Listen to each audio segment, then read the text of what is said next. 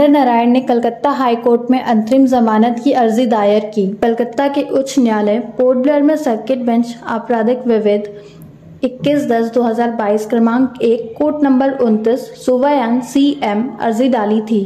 क्षेत्रीय अधिकार CRM A 2022-5 धारा 438 के तहत अग्रिम जमानत के लिए एक आवेदन के संबंध में दायर आपराधिक प्रक्रिया संहिता 2022 के अबरडीन पुलिस थाना मामला संख्या 165 दिनांक 1/10/2022 की धारा 376D 228A 506 120B के तहत भारतीय दंड संहिता 1860 मामले में जितेंद्र नारायण याचिकाकर्ता श्री दीपचंद कबीर, श्री साजिद प्रसाद, श्री मजहर हुसैन चौधरी याचिकाकर्ता के लिए, श्री सुमित करमारकर राज्य के लिए यह बताने के लिए पर्याप्त है कि याचिकाकर्ता ने की कार्यकारी शाखा में बहुत वरिष्ठ और सम्मानजनक पद केंद्र शासित प्रदेश अंडमान और निकोबार द्वीप समूह सामना कर रहा है।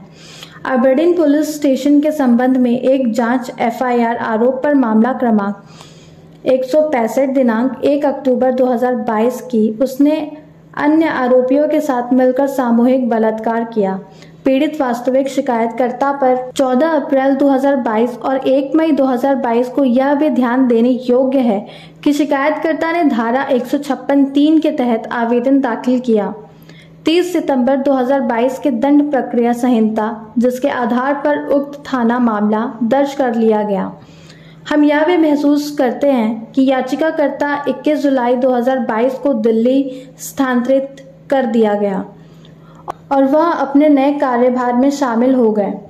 उपयुक्त मामले की संस्था के बाद याचिकाकर्ता के संज्ञान में लाया गया, खुले तौर पर घोषणा की कि वह तैयार है और के साथ सहयोग करने को उक्त मामले की जांच कर रहे हैं। हालांकि संघ के पुलिस अधिकारियों की एक संयुक्त टीम अंडमान और निकोबार द्वीप समूह और दिल्ली पुलिस के क्षेत्र 18 अक्टूबर को याचिकाकर्ता के घर पर छापा मारा 2022, जिसने याचिकाकर्ता को पहले एक आवेदन दायर करने के लिए प्रेरित किया।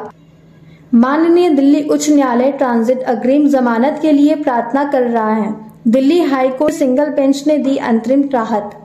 याचिकाकर्ता के पक्ष में गिरफ्तारी से 28 अक्टूबर 2022 तक संरक्षण। याचिकाकर्ता ने प्रार्थना करते हुए तत्काल आवेदन दाखिल किया है ऐसी अवधि के विस्तार के लिए इस आधार पर कि अगले सर्किट बेंच पोर्ट ब्लेयर में 14 नवंबर 2022 से शुरू होगी और याचिकाकर्ता को अग्रिम प्रार्थना करने का अवसर दिया जा सकता है।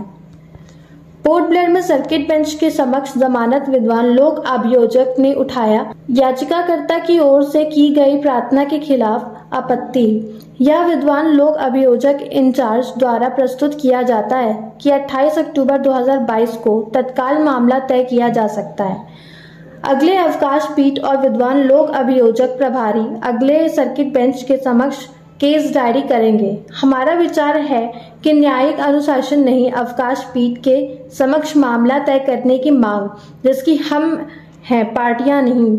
साथ ही हम ध्यान देने योग्य नहीं है कि उपयुक्त मामले में तत्काल जांच की आवश्यकता है। दोनों पहलुओं को ध्यान में रखते हुए हम निर्देश देते हैं। विशेष जांच दल SIT के समक्ष पेश होंगे। याचिकाकर्ता 22 अक्टूबर की अवधि के दौरान SIT द्वारा निर्धारित तिथियों पर 2022 से 28 अक्टूबर कम से कम 2 दिन पूर्व सूचना देना। याचिकाकर्ता के विद्वान अभिवक्ता को याचिकाकर्ता से अनुरोध है कि वह उपस्थिति होने की तारीख को सूचित करें।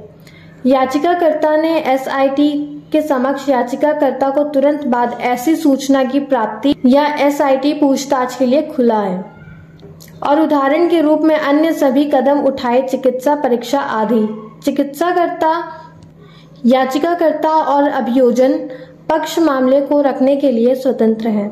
सर्किट बेंच के समक्ष इसकी पहली बैठक के तारीख के बाद अवकाश अर्थात 14 नवंबर 2022 को नियति के प्रार्थना के साथ तत्काल आवेदन सुनवाई की तिथि। उस तिथि तक गिरफ्तारी के खिलाफ अंतरिम संरक्षण किसके पक्ष में दिया जाता है? याचिकाकर्ता पक्षकार की सर्वर प्रति पर कार्य करने के लिए स्वतंत्र है।